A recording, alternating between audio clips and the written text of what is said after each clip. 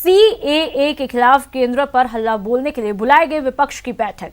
जी हां, युवाओं की नाराजगी को लेकर सरकार को घेरने पर यह बैठक खत्म हुई।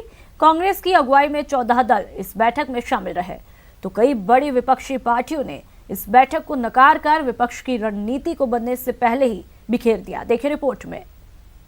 बिखरे विपक्ष का विरोध, सीएए पर अपनी डफली अपना राग, युवा नाराजगी के दम पर विपक्ष की रणनीति।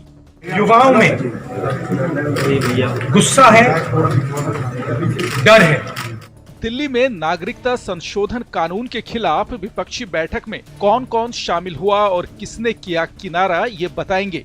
लेकिन पहले देखिए सीएए के विरोध और समर्थन में दिल्ली से लेकर पटना में क्या कुछ हुआ। पहली तस्वीर नागरिकता कानून के खिलाफ दिल्ली में हुई विपक्ष की बैठक की, जिसकी अगुवाई कांग्रेस ने की। इसमें 14 दल शामिल थे, लेकिन कई विपक्षी पार्टियां इस बैठक से नदारद रहीं, जिसमें खास तौर पर कांग्रेस के साथ महाराष्ट्र सरकार में शामिल शिवसेना का नाम शामिल है। तो दूसरी तस्वीर है एनडीए के घटक दल जेडीयू के नेता और बिहार के सीएम नीतीश कुमार की पलटी की। सीएए को लोकसभा और राज्यसभा में समर्थन देने वाली जेडीयू के नेता अब इस पर फिर से विचार करने की बात कह रहे हैं कि इन दिनों जितने बड़े पैमाने पर इस विषय पर चल रहा है, तो इस पर हम लोग पूरा डिटेल चर्चा करेंगे, चाहे वो सीएए हो, एनआरसी की जहां तक बात है तो एनआरसी का तो कोई सवाल ही पैदा नहीं होता। एनआरसी आया कहां था? नीतीश की ये पलटी बीजेपी के लिए थोड़ी मुश्किल पैदा करने वाली हो सकती है, लेकिन विपक्षी खेमा भी लगातार विरोध के बावजूद एकजुटता दिखाने में कामयाब नहीं हो पाया। विपक्ष की बैठक में सीएए के विरोध के साथ ही जेएनयू और जामिया में हाल के घटनाक्रम पर भी चर्चा हुई और बैठक के बाद कांग्रेस नेता राहुल गांधी युवाओं की नाराजगी पर सरकार को घेरते दिखे। यूनिवर्सिटीज में, युवाओं में, किसानों में गुस्सा बढ़ता जा रहा है। उसको एड्रेस करने के बजाय नरेंद्र मोदी जी देश को डिस्ट्रैक्ट करने की कोशिश कर रहे हैं, देश को बांटने की कोशिश कर रहे हैं। आपको बता दें कि दिल्ली में कांग्रेस की अगुवाई में हुई बैठक में सीपीएम, सीपीआई, एनसीपी, आरजेडी और जेएमएम समेत 14 दल शामिल हुए। तो शिवसेना, बीएसपी, टीएमसी, एसपी के साथ ही आम आदमी पार्टी भी इस बैठक से नदारद रही। हालांकि इसके लिए सभी की अपनी अपनी सियासत है। टीएमसी पश्चिम बंगाल चुनाव के कारण तो आम आदमी पार्टी दिल्ली में चुनाव के कारण कांग्रेस की बैठक से दूर रही। तो बीएसपी और एसपी यूपी की पॉलिटिक्स में प्रियंका की सक्रियता को लेकर कांग्रेस से नाराज दिखी।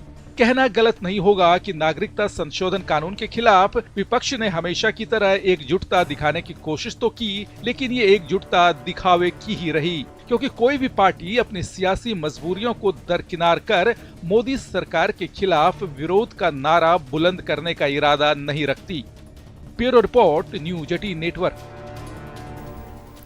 सीएए और फिर कैंपस में पुलिस की कार्रवाई के खिलाफ करीब 1 महीने बाद भी जामिया में प्रदर्शन का दौर जारी है। हालांकि वीसी के समझाने पर छात्रों ने कल तक की मोहलत दी है।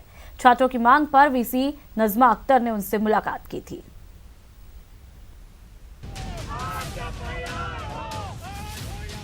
कब तक चलेगा ऐसा प्रदर्शन? जामिया में कब शुरू होगी पढ़ाई? छात्रों को वीसी पर भरोसा क्यों नहीं? वीसी से बात तो तब हो जब वीसी मिले।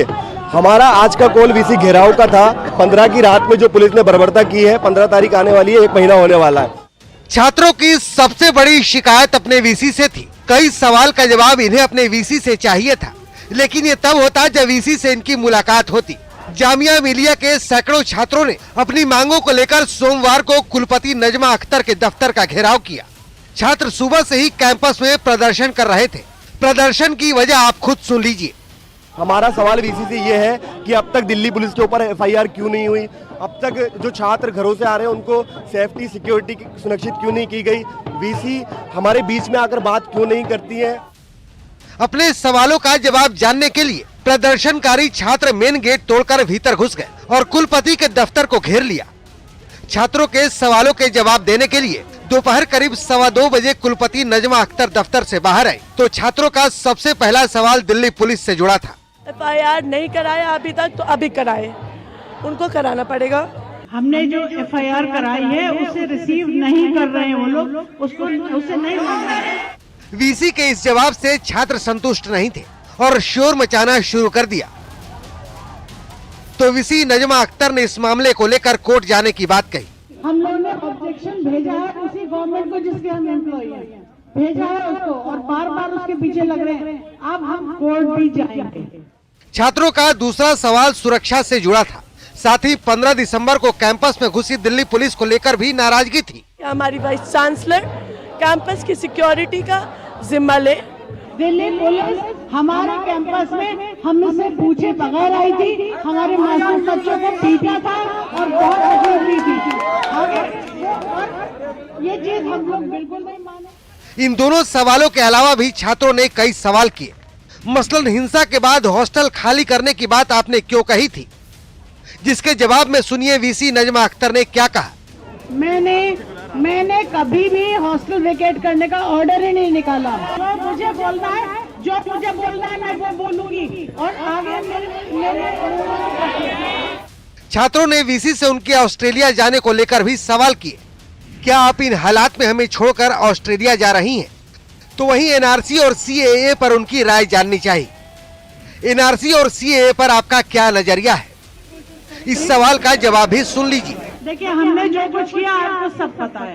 अब आप लोग आगे जो चाहते हैं वो नॉर्मली हम लोग नहीं कर सकते थे, क्योंकि हम लोग गवर्नमेंट के एम्प्लॉयज हैं। लाजमी है कोई अधिकारी भला ऐसे सवालों का जवाब कैसे दे सकता है? वो संविधान और पद की गरिमा से बंधा है। ये बात छात्रों को भी समझना चाहिए और प्रदर्शन छोड़कर पढ़ाई की ओर लौटना चाहिए, क्योंकि विश्वविद्यालय बंद होने से सबसे बड़ा नुकसान छात्रों का ही है। Bureau report, news 18 network. और चले फिलहाल वक्त तो चला एक ब्रेक का। ब्रेक के बाद दिखाएंगे दिल्ली के दंगल का वीडियो वॉर।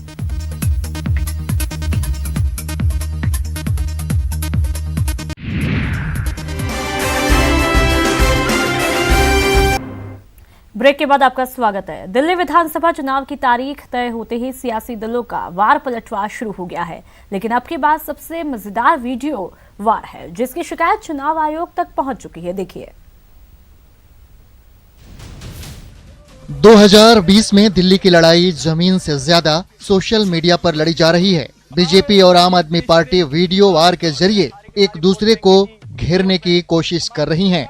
दोनों पार्टियों का वीडियो वार दिखाएंगे, लेकिन पहले वो वीडियो देखिए जो आम आदमी पार्टी के लिए मुसीबत बन गया है।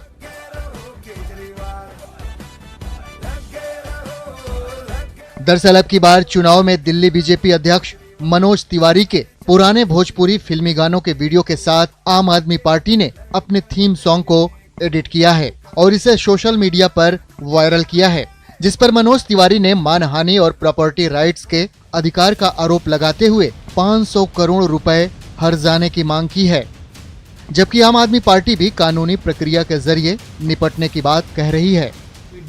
अब उसको जो हमारे कानूनी कार्रवाई को देखने वाले लोग हैं, हमारे वकील साहबान हैं, वो सब अपना देखेंगे उसमें क्या करना है। 1% से लेकर 10% अलग अलग स्टेट के अंदर कोर्ट फीस होती है। मान लीजिए 1% भी है तो 5 करोड़ रुपए लगेगा 500 करोड़ का डिफेमेशन करने में। और मान लीजिए 10% है दिल्ली में, किसी राज्य में नहीं भी है, तो दिल्ली में अगर मान लीजिए 10% है तो 50 करोड़ लगेगा। तो कहां से लाओगे आप इतना पैसा? यही नहीं, आम आदमी पार्टी ने 8 जनवरी को अपने ट्विटर हैंडल से एक और वीडियो अपलोड किया, जिसमें अपनी पार्टी को मजबूत दीवार बताते हुए बीजेपी और कांग्रेस को सहयोगी बताया है, जिसके जवाब में बीजेपी ने वीडियो जारी करते हुए दीवार को राष्ट्रवाद से जोड़ा और आम आदमी पार्टी समेत सभी विपक्षी दलों को टुकड़े टुकड़े गैंग बताया है। बीजेपी यही नहीं रुकी, एक टीवी चैनल की तर्ज पर पाप की अदालत के नाम से केजरीवाल के डमी का इंटरव्यू लिया है, जिसमें केजरीवाल झूठ पर झूठ बोल रहे हैं। कसम खाता हूँ, जो कुछ कहूँगा सच के सिवा कुछ नहीं कहूँगा। तो हमने आज स्टोरी ट्रैक किया तो बहुत अजीब अजीब बातें सामने आई। तो सबसे पहले तो एक बहुत पुरानी कहावत है कि झूठ के पाँव नहीं होते, लेकिन यहाँ तो वो लोग हैं जो कि बिना किसी पाँव के टिके हुए हैं। दिल्ली में चुनाव की तारीख तय होते ही सभी पार्टियां एक दूसरे पर हमलावर हैं, लेकिन ये पब्लिक है। किसके वीडियो में कितना दम है वो 8 फरवरी को मतदान के दिन तय कर देगी। Bureau report, news 18 network. हम ये देश प्रेम की दीवार तोड़ रहे हैं। अरे सुनते हो? देखो भाई क्या करे। तोड़। आतंकियों के साथ गिरफ्तार डीएसपी पर आईबी और रॉ का शिकंजा कसने वाला है। दोनों ही एजेंसियां जल्द दविंदर से पूछताछ करेगी और उसके आतंकी कनेक्शन से पर्दा हटाएगी। उधर जम्मू कश्मीर सरकार ने इस मामले की जांच एनआईए को सौंपने का फैसला भी किया है। देखिए।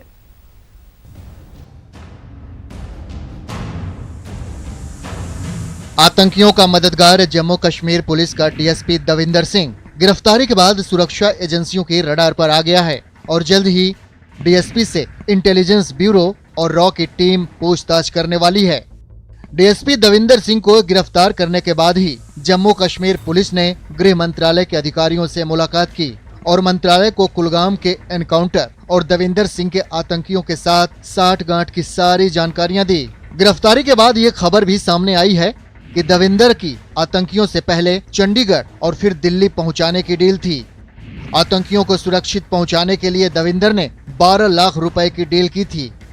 इस डील को पूरा करने के लिए दविंदर ने ऑफिस से 4 दिनों की छुट्टी भी ली थी, लेकिन खुद पुलिस के चंगुल में फंस गया। डीएसपी दविंदर सिंह की तैनाती फिलहाल श्रीनगर एयरपोर्ट पर एंटी हाईजैकिंग यूनिट के साथ थी। Davinder Singh anti terror group का भी सदस्य रह चुका है और आतंकवाद के खिलाफ ऑपरेशन में अहम भूमिका निभाने के लिए पिछले साल राष्ट्रपति मेडल से भी नवाजा जा चुका है। हालांकि आतंकी कनेक्शन सामने आने के बाद दविंदर से ये मेडल छीना जा सकता है। आइए जान लीजिए डीएसपी दविंदर सिंह कैसे पकड़ा गया। दरअसल रविवार को कुलगाम में जांच के दौरान जम्मू कश्मीर पुलिस ने डीएसपी को 2 आतंकियों के साथ पकड़ा है। पुलिस ने तीनों को उस वक्त पकड़ा जब वो कार से जम्मू की तरफ जा रहे थे। डीएसपी दविंदर कार चला रहा था और दोनों आतंकी पीछे की सीट पर बैठे थे। गिरफ्तार 2 आतंकियों में हिजबुल का टॉप कमांडर नवीद भी शामिल है। गिरफ्तारी के बाद पुलिस ने दविंदर के घर से छापेमारी में 5 ग्रेनेड और 3 AK-47 राइफल भी बरामद की है। हालांकि दविंदर आतंकी कनेक्शन के आरोप को नकार रहा है और अब जांच के बाद ही दविंदर की भूमिका का पता चल पाएगा। अगर आरोप सही साबित हुए तो ये तय है कि देश की सुरक्षा से खिलवाड़ करने के लिए डीएसपी दविंदर सिंह को कड़ी सजा जरूर मिलेगी। Bureau report, news 18 network. Makar Sankranti नजदीक है और पतंगबाजी के लिए जयपुर के बाजार पूरी तरह से सज चुके हैं। देखिए।